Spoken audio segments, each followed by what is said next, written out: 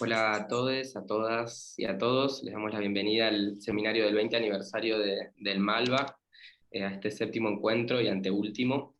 Hoy tenemos el placer de contar con Inti Guerrero con nosotros, que va a hacer una presentación titulada "Y si la caña fuera bambú", trabajando la mañana verde de Wilfredo Lam. Voy a presentar muy brevemente a Inti y luego darle la palabra. Inti nació en Bogotá en 1983, es tutor de estudios curatoriales en CAS Gante y director artístico de Bellas Artes Project en Filipinas desde 2018. Y fue curadora adjunto de arte latinoamericano Estrellita Brodsky and Tate, Londres, de 2016 a 2020. Inti, muchas gracias por estar con nosotros hoy. Gracias, Santiago, y todo el equipo del Malva.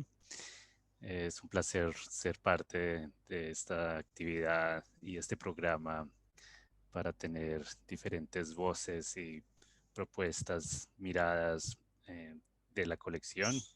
Una colección que he tenido el placer de verla en diferentes montajes y escogí la obra de Wilfredo Lam, ya que recuerdo muy bien en el montaje de Verbo América, que tengo aquí el catálogo en casa, donde hacía parte de una constelación de trabajos dentro de ese guión del museo que buscaba una relación entre varios momentos del arte latinoamericano en donde había transculturalidad, ya sea a través de la antropofagia brasilera, las influencias afro religiosas en la modernidad cubana, y creo que había un énfasis en entender que esa pieza que tiene el Malva de Wilfredo Lama hacía parte como de un eje seminal para entender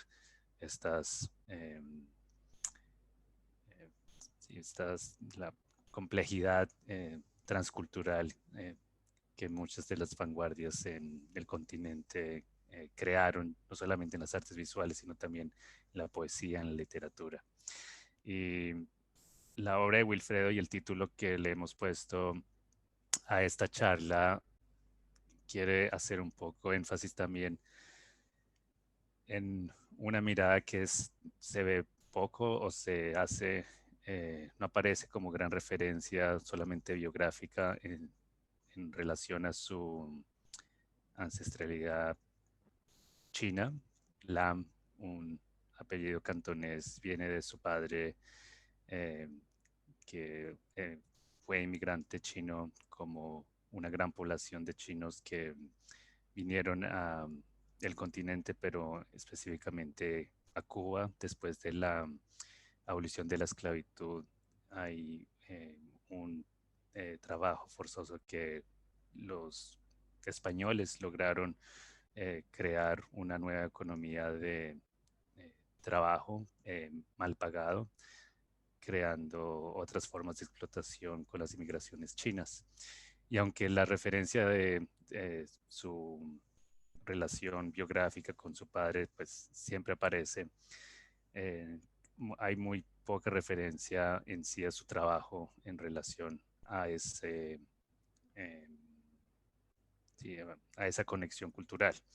En muchos casos, siempre, digamos, canónicamente se ha descrito los fondos de las pinturas de Wilfredo Lam como lugares, espacios eh, relacionados a las cañas de azúcar y todo lo que conlleva ese paisaje eh, agroindustrial, que no solamente está relacionado a la economía colonial, sino incluso también a la economía de la agricultura comunista, siendo que lo que se llamaba desde la revolución, incluso hasta mediados de los 70, la famosa zafrada, era lo que el gobierno cubano revolucionario eh, tenía como meta en relación a la cantidad de caña que se iba a sacar de Cuba. Entonces, la relación de la caña en tiempos posteriores a la hora de Wilfredo sigue siendo un lugar político, social, cultural de Cuba, ¿sí? No está únicamente relacionado a esa eh, conexión directa con las estructuras de poderes de la hacienda o de las plantaciones, ¿no?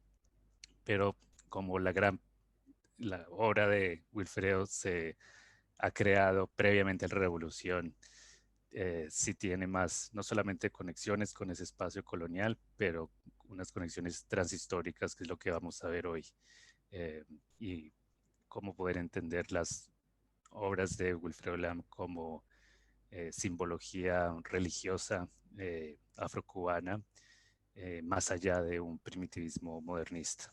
Eh, el primitivismo como tal es importante señalarlo porque es sin duda el lenguaje con el que Wilfredo eh, empieza eh, a jugar y en el cual comienza a operar.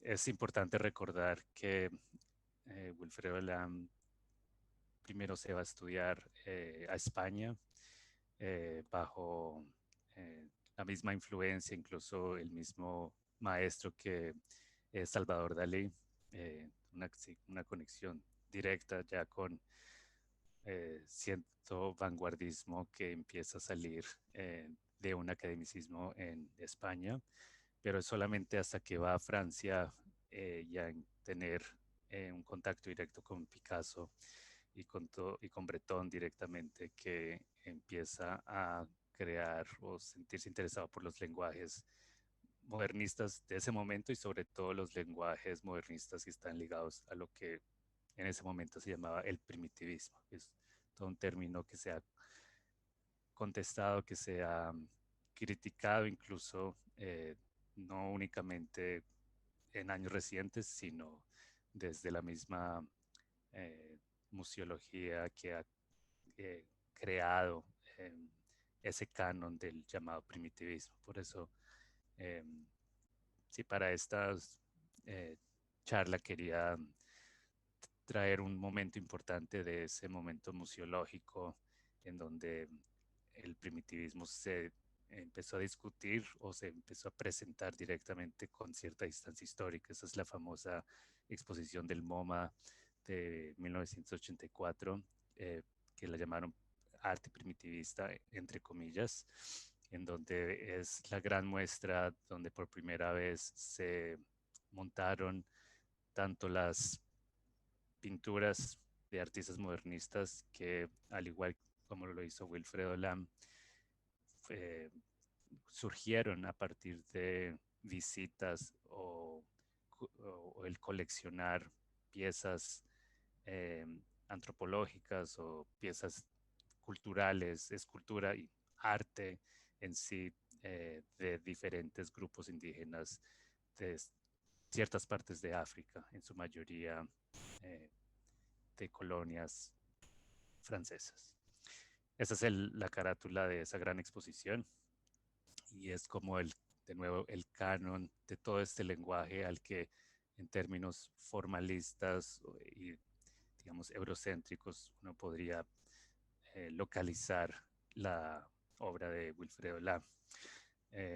Pero también, bueno, esto es como una imagen en donde se hacen las juxtaposiciones de obras de Mata y como lo decía, es la primera gran exposición en donde se dan esos diálogos entre un arte, entre comillas, llamado arte primitivo y estos vocabularios visuales que surgen a partir de ese contacto directo con este material. Solo para que tengan una idea, ¿no? Estas son imágenes a color de la exposición. Luego viajó a diferentes ciudades en Estados Unidos y acá se entiende ya un poco cómo operaba esa juxtaposición. Sin embargo, lo interesante de Wilfredo Lam es que, a diferencia de Picasso o los otros artistas europeos, es que él en sí, su cuerpo, su piel, su ancestralidad, tenía esa conexión directa con un, sí, un material cultural y simbólico que venía directamente de todo el contexto cultural conectado a su parte maternal. Su madre nació esclava en una Cuba colonial y su contexto, tanto de su madre como su madrina, estaba muy arraigado a la santería y la cultura vernacular afrocubana. Entonces, muchas de las imágenes que aparecen entre eh, estas selvas que se han dicho históricamente que son de caña, pero que también podrían llegar a ser eh, bosques de bambú, ya que el bambú también, igual que la caña, tiene esas características de sí, de las superficies eh, de estas sí, grandes vegetaciones. En esos espacios eh, agroindustriales, él ve que dentro de esa oscuridad de las grandes fincas, de estos grandes bosques, hay espíritus, hay historia, ¿no? Eh, y la historia de los esclavos está totalmente conectada a las religiones y las mitologías que vinieron con ellos, ¿no? Eh, Toda la historia oral eh, y todo el patrimonio oral que se pasó de generación en generación se manifiesta tanto en Brasil como en Cuba y diferentes partes del Caribe a partir de eh, la música, los ritos y esa, esa imaginaria es una representación que eh, Wilfredo Lamb se siente identificado, que es como muy diferente a lo que ocurre con Picasso y el primitivismo de la vanguardia histórica en París, que hay incluso eh, básicamente una conexión formalista, ¿no?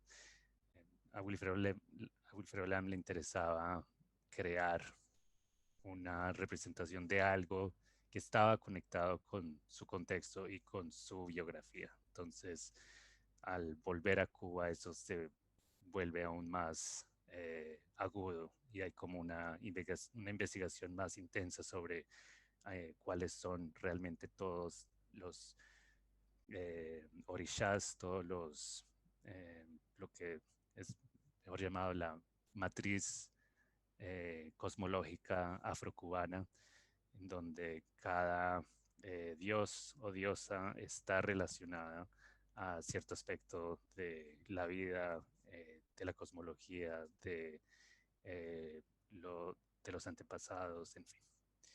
Y esta pintura que está en el Malva es icónica en ese sentido, que los títulos nunca han eh, creado una conexión directa con una deidad, con una diosa, pero claramente hay esta eh, carga simbólica, ¿no? La idea de este encuentro, que es como lo que estábamos hablando con el equipo del Malva, era como a la vez, ya que hay hoy en día como herramientas sí, como culturales o miradas antropológicas para entender el arte, no solamente a partir de una narrativa desde Cuba y desde la experiencia de Cuba, pero cómo poder aprender de la experiencia que se ha hecho en los últimos años en Brasil sobre la construcción de un arte y una cultura a partir de los legados de eh, unas historias afroatlánticas que eh, están dentro del ADN de cómo se ha creado básicamente la modernidad y el arte moderno en el continente. Y la idea de esta charla es poder ver a Lam también a través de la experiencia brasilera que en sí está totalmente conectada porque son los mismos flujos de inmigraciones de la esclavitud, de la historia de la esclavitud. Como se sabe, Brasil tiene creo que el 40% de la población que fue esclavizada eh, llegó a diferentes partes de Brasil, y el otro punto que tuvo la mayor parte de esa inmigración africana del occidente africano llegó a Cuba. Entonces, toda esta información cultural está conectada y se va a manifestar tanto en la cultura vernacular, en la música, en los ritos, en las fiestas populares y en el arte moderno, ¿no? Como lo que ocurre con Wilfredo Lam en Cuba y lo que ocurre con otros artistas en Brasil. Esta exposición que ocurrió en el MASPI hace pocos años, Historias Afroatlánticas, creo que ha sido una especie de herramienta eh, discursiva para poder entender estas conexiones transhistóricas, y por eso me parece importante así como poder compartir un poco con la gente para de nuevo entender que las obras de Lam poseen esas eh, eh, complejidades y de las cargas históricas que trae todas estas historias afroatlánticas. No voy a hacer una introducción de la exposición, pero es para que tengan un poco una idea de cómo se manifestó en términos de juxtaposiciones de piezas, en donde obras de artistas que abordan la historia de la esclavitud y esas historias afroatlánticas, esa relación entre los ambos continentes, cómo se expresaba eh, y se sigue expresando, en este caso en el arte contemporáneo de Emanuel Araújo, en arte contemporáneo norteamericano como de Han Willis Thomas, y obras como de Radcliffe Bailey, donde claramente está esta representación de los flujos de información dentro del continente, como las eh, religiones y las tradiciones y las cosmologías, ¿no? También se transportaron con los diferentes flujos eh, de navíos que venían con esclavos, que venían con desgracias y con violencia, pero que a la vez cargaban también a partir de su ancestralidad y su eh, historia oral, las cosmologías de las diferentes religiones del occidente africano. Entonces, esta pieza es como muy representativa de cómo estas deidades, estos dioses, llegan, ¿no?, a este espacio cruzando el Atlántico. Brevemente, para entender un poco esa energía y esa, sí, como carga simbólica, eh, este es un pedazo de esta gran obra de Glauber Rocha, en donde es el comienzo de su película, donde hay una especie de paisaje sonoro, donde se hace como una especie de efecto cinematográfico para crear la idea de cómo llega la espiritualidad de estas cosmologías del occidente africano al continente americano. Y es un pedacito muy pequeño.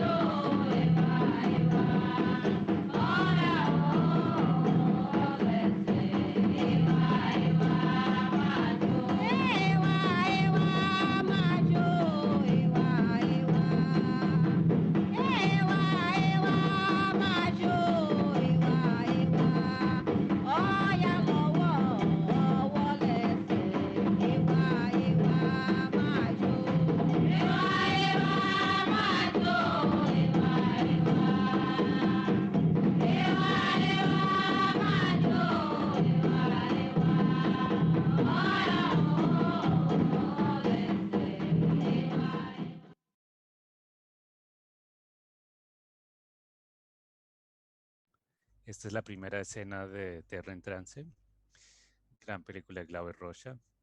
El canto yoruba que suena, eh, un canto religioso, es eh, cualquier antropólogo o eh, etnomusicólogo que haga el mínimo trabajo de campo se da cuenta directamente que es justamente es esta misma canción, este mismo ritmo, el que eh, en la religión yoruba, en lo que hoy en día es Nigeria o Benín, se escucha en el rito, en un contexto de festividad.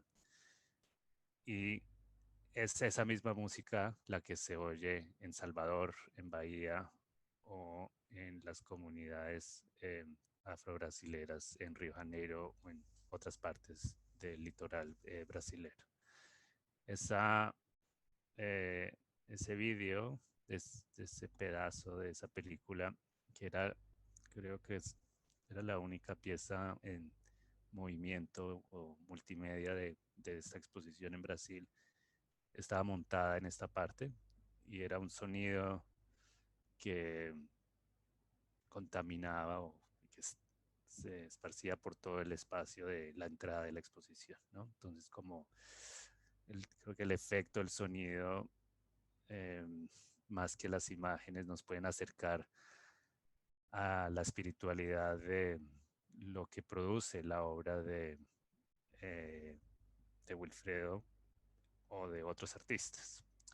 En esta exposición, una pared está dedicada a la religión directamente y había unos diálogos muy importantes que nos ayudan a entender la, el potencial, es decir, casi como el campo energético religioso de la obra que está en el Malva, en donde fotografías como del antropólogo Pierre Berger, que hizo series de fotografías en ambas partes del Atlántico, en Ghana, en Nigeria, en Benín, y obras eh, de arte contemporáneas o modernistas de Abdías Nascimento, en donde esos orishas empiezan a aparecer, pero a partir de lenguajes concretos, si uno quiere llamarlo de esa manera, o en sí son abstracciones, ¿eh? Son dibujos en donde todas estas deidades orishas aparecen a partir de líneas, de trazos, de composiciones que el artista eh, va experimentando. Entonces, para poder volver a, a entender la obra de Wilfredo Lamb como a partir de este filtro, es un poco un llamado a entender eh, es la pieza más allá de una obra de arte, ¿no? Porque está realmente ofreciendo en sí una representación de una parte de esa matriz cosmológica, religiosa, afrocubana o en el caso de Abdías Nascimento, afro-brasileira, ¿no? Es muy claro, ¿no? Como ciertos, si hay, por ejemplo, ciertas representaciones escultóricas, ¿no? De el arte que se produce en madera, en lugares como Benín o como en Ghana, eh, esas mismas formas, ¿no? Aparecen eh, como abstracciones en pinturas como las piezas de Rubén Valentín. Entonces, los símbolos, esa simbología eh, va más allá o pertenece como a otra epistemología más allá del arte, ¿no? Es como un llamado de entender que el arte puede tener esta presencia espiritual en el espacio museológico o en una casa en donde haya una pintura de estas, ¿no? En el caso de Díaz Nacimiento, eh, es muy importante decir que él, como el primer político, el primer representante en la Cámara en Brasilia, de descendencia afro-brasilera. Era una figura también importante, no solamente en las artes, sino como en sí, todos los procesos continuos de emancipación y de justicia que él y su esposa, que aún sigue viva, todavía lidera. Eh, en esa misma exposición también habían diálogos en donde esos orishas también aparecen. En el caso de Radcliffe Bailey hace una juxtaposición de fotografías de artefactos que están dentro de la colección del Museo de África Central en Bélgica, que es todas las colecciones que Bélgica trajo del Congo. La ciudad donde está localizado ese museo es Turverin, y este artista hizo unos, em, un collage donde el fondo son partituras de músicas del Renacimiento de Harlem y imágenes de la colección de ese museo. Bueno, en fin, es de nuevo cómo empiezan a aparecer estos orishas en diferentes lenguajes, pero si uno ve el caso de Valentín y en el caso de Nacimiento, hay un lenguaje gráfico muy único, especial, fuerte, que tiene, como lo decía, una cierta sí, carga eh, aún más conectada con la espiritualidad de esas deidades. La pieza, entonces, ya viendo este material, es una forma de entender que este tipo de lenguaje de Wilfredo Lam, aunque está más o creció y está conectada con esa vertiente de la historia del arte del primitivismo por su biografía, ¿sí? Por su contexto social, cultural, sus su primitivismo, entre comillas, está más conectado a las formas en que Rubén Valentín o Abdías Nascimento entendían cómo el arte podía tener esa conexión con esa espiritualidad. Y en el caso de Cuba, los orishas yoruba tienen su misma representación vernacular. Estas son imágenes de sí, representaciones contemporáneas. Son en la mayoría de los casos figuras que se representan con cierto eh, como con cierto conservadurismo de la eh, estética de estatua realista, ¿no? De casi como una cierto arte vernacular que tiene más conexión como con eh, sí, el figurativismo greco-romano, por así decirlo, y cómo se manifiesta dentro de los diferentes espacios religiosos. Pero también hay momentos dentro de una cultura popular en donde hay momentos muy abstractos, ¿no? Eh, por ejemplo, si ven aquí en esta imagen de la derecha, cada una de estas torres representa a un dios, una diosa en esa matriz cosmológica. Entonces, también en la cultura vernacular hay cierta abstracción y también hay cierto mezcla, ¿no? De religiones. Esto tampoco es lo que ocurrió con toda estos flujos culturales, es que también hubo mucho sincretismo, ¿sí? Las,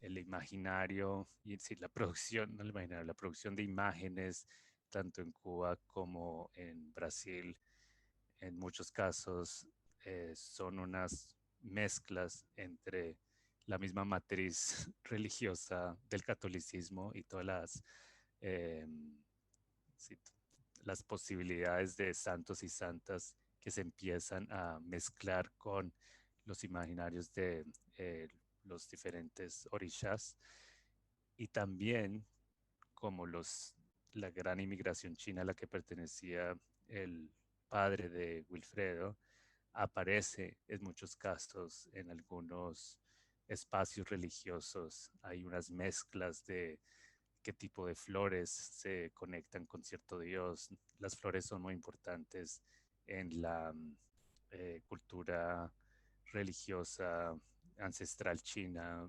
Entonces van a aparecer ciertas flores para ciertos dioses. Entonces todas estas culturas híbridas aparecen tanto en la cultura vernacular, pero nuevo la invitación es cómo entender que también pueden llegar a aparecer en la pieza, en las obras de Wilfredo Lam, en donde esas cañas, esos espacios oscuros de las grandes haciendas y los espacios de la caña podrían llegar a ser también una forma de entrar en el subconsciente de su relación biográfica con el espacio oriental, el espacio de Cantón, de donde venía su padre. Em, Creo que eso es como discusión. No sé si quieren eh, tal vez hablar más, un poco más informal. Hola, hola, Hola, ¿qué tal? Gracias, bien. Cinti, por la presentación. Estuvo súper interesante para pensar las puestas de la colección de Malva en relación a LAM. Mismo recién pensaba el lugar que ocupa hoy la obra de LAM en el montaje de la colección permanente, que se la piensa, bueno, está montada dentro del núcleo de surrealismo, ¿no?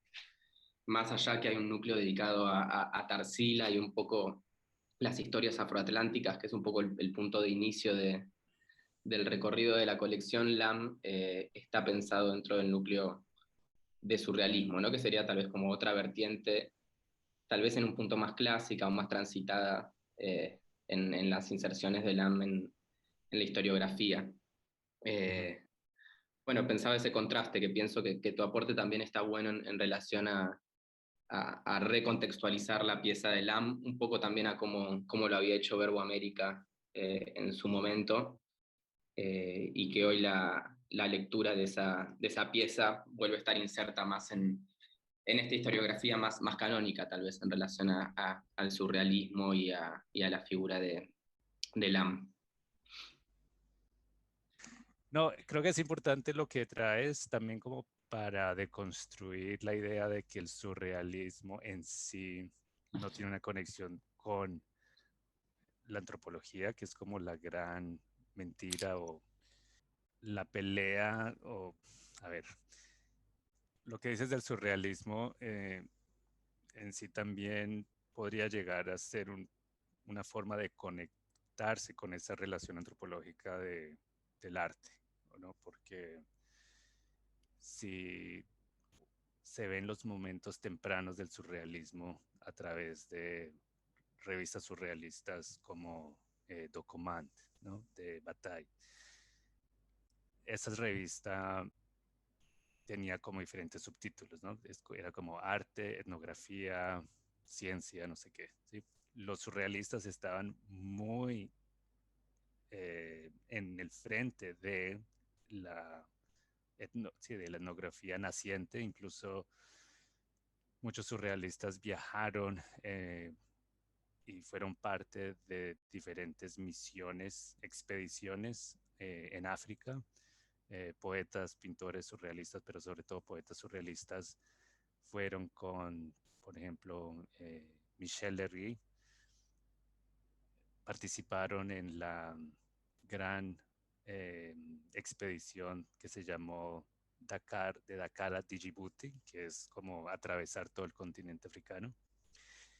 Y todo el material que trajeron de esa expedición, que fue exhibida en Trocadero, en el museo que años antes Picasso ya estaba comenzando a visitar.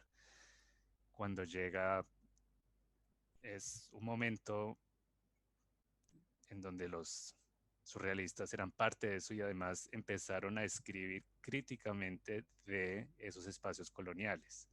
Entonces, si uno revisa bien el surrealismo temprano, antes de que Breton se vaya a Nueva York, hay una conexión directa con de tratar de entender esa eh, ese nuevo campo naciente de la etnología. ¿Sí? El, sí, como el archivo como más importante para entender esa conexión con el arte llamado primitivista y el surrealismo es ver ese mapa según los surrealistas, que es este gran mapa mundial, donde aparece Alaska súper agigantado, ¿no?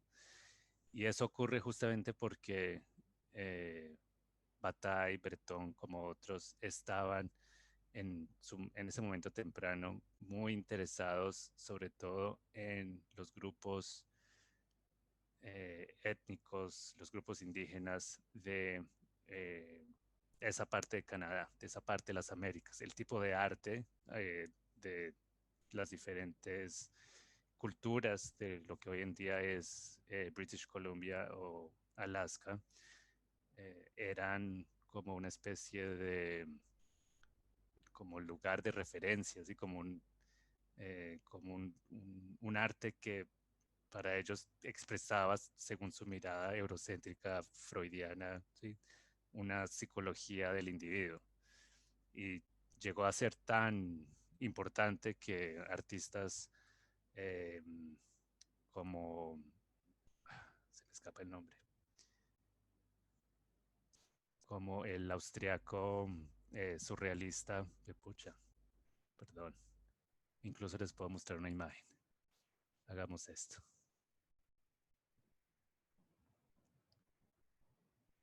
¿Lo ven, verdad? ¿Lo ves? Me tienen que Sí, decir si lo ven. se ve, Vale. se ve, se ve. Sí, eh, sí, incluso esa casi como obsesión con el arte de comunidad, de grupos indígenas en Alaska y en Canadá, eh, llega a tal punto que artistas como Wolfgang Palen visitan con otros artistas estos espacios durante la guerra. eh, Se van físicamente a estos lugares para hacer una especie de trabajo de campo. De nuevo, estos son artistas que hacen parte de ese momento naciente de esa nueva etnología y ese contacto y en algunos casos coleccionismo de pertenencias culturales de estos grupos va a ser un punto importante para los lenguajes y el vocabulario visual y la visión de mundo que tienen estos artistas surrealistas. Wolfgang Palen tiene una conexión directa con Latinoamérica porque él no vuelve a Europa, sino que por un momento anda en Nueva York, pero no está convencido. Alguien le dice que en México hay un sí, grupo vanguardista que tendrá, que él estaría interesado en venir a México y es cuando se va y se establece en México con Alice Rajón, su esposa, también artista, y funda la revista Amerindie, bueno, ya, perdón, la revista de TYN. Y bueno, esto es una otra charla, pero es un poco para hacer ese comentario de cómo cuando uno habla del surrealismo a la vez tampoco hay que verlo como algo conservador, sino que eso es como eso es como el mm,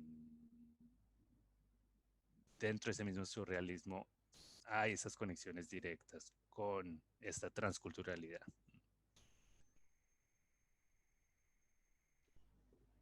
Inti, otra conexión también que pensaba como en el contexto del AM, también otra figura creo que es interesante de pensar acá en Buenos Aires, puntualmente, Ujú. sobre todo donde estos núcleos o pensar la obra de Alam acá tiene otras resonancias, creo, a lo que puede ser en Brasil o pensarlo en relación a historias afroatlánticas, que es la figura de Caribe, que es este artista que es un artista de Lanús, que emigra a Salvador. Salvador y allí trabaja, ¿no? Gran parte de su vida y va a hacer estos famosos paneles que están en el Museo Afro-Brasileño en Salvador, estos 27 paneles de los orillás. Sí, Y pensaba también en Caribe como una figura incómoda, entre comillas, ¿no? Para pensar Buenos Aires, y sobre todo que es una figura muy poco revisitada. Es decir, se hizo hace unos 10 años una retrospectiva de Caribe en la Embajada de Brasil. Es decir, todavía pensándose como un poco eh, y que es eso, un artista completamente ausente, que en la colección del Malva no hay piezas de Caribe. En este momento sí se está mostrando algo de archivo, un poco para de a poco ir trayéndolo. Pero bueno, me parecía que si pensar en Buenos Aires Alam también implica traer a la figura de Caribe en algún punto. Eh, sería, sería interesante. O sea, también, o sea, en términos de lenguajes, sí, de vocabularios visuales,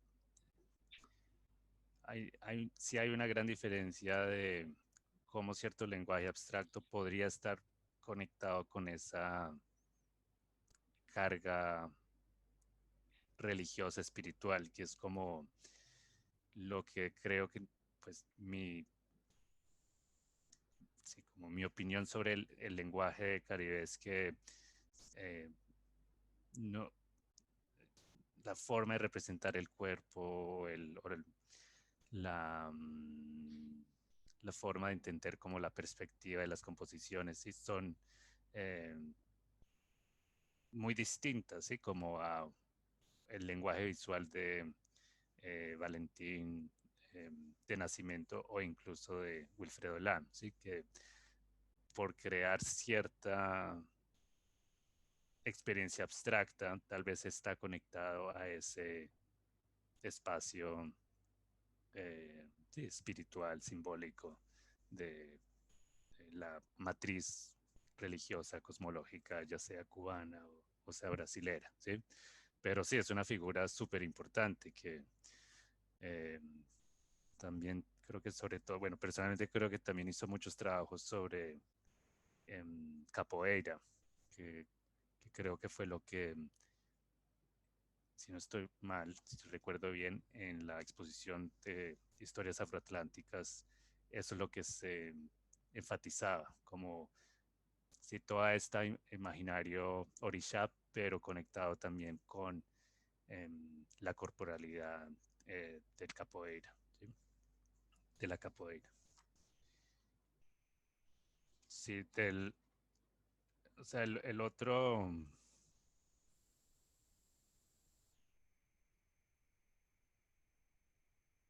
sí, como recordando de los diálogos que se estaban haciendo en Verbo América, eh, creo que también había esta conexión con Pedro Figari de cómo entender que lo que, se, lo que ocurría, ¿sí? Dentro de la socialización de el carnaval que estaba siendo representado, la complejidad cultural y sí, como transhistórica que, que existía en el grupo de personas que aparecen en las composiciones de Figari. Si uno eh, ve esas pinturas y tiene en mente estos cantos que aparecen en Tierra en Trance, ¿sí? Empieza a entender que sí, hay cosas que son irrepresentables a la vez, ¿no? Que no tienen imagen, ¿sí? Por más de que hayan figuras, y eso también no solamente ocurre en el arte moderno, sino en el mismo arte, el mismo arte indígena en sí, indígena en el sentido eh, de el arte yoruba que se ve en algunas de las imágenes, que mostré en la presentación, y que por más de que hayan estas representaciones, esta materialidad, hay cosas que no son representables, ¿no? Que bueno, eso ocurre en todas las religiones, ¿no? En todo el arte religioso, no es únicamente hablando de este campo. Por eso también es importante ver cómo hay lenguajes del arte contemporáneo que tal vez pueden llegar a estar más conectadas a esa imagen no representable. Entonces, la obra de Ana Mendieta es importante y es como el otro paso de cómo crear una producción cultural que crea imagen, y pues es una imagen muy fuerte de su silueta, pero en sí hay sí,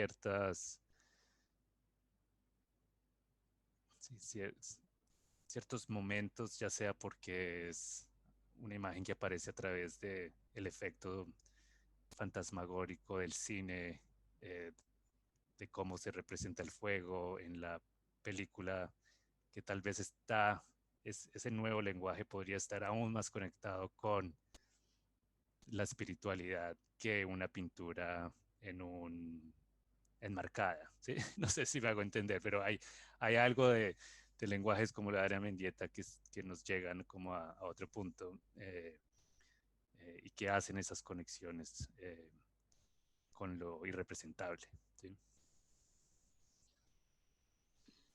Bueno, gracias, Cinti. Creo que está bueno cerrar con Mendieta. No sé si quieres decir algo más o Súper, me sentí damos súper cierre. trabado. No, gracias, Creo que gracias. todavía traduzco en la cabeza como... Muchos idiomas peleándose. No, no, estuvo muy bien. Gracias.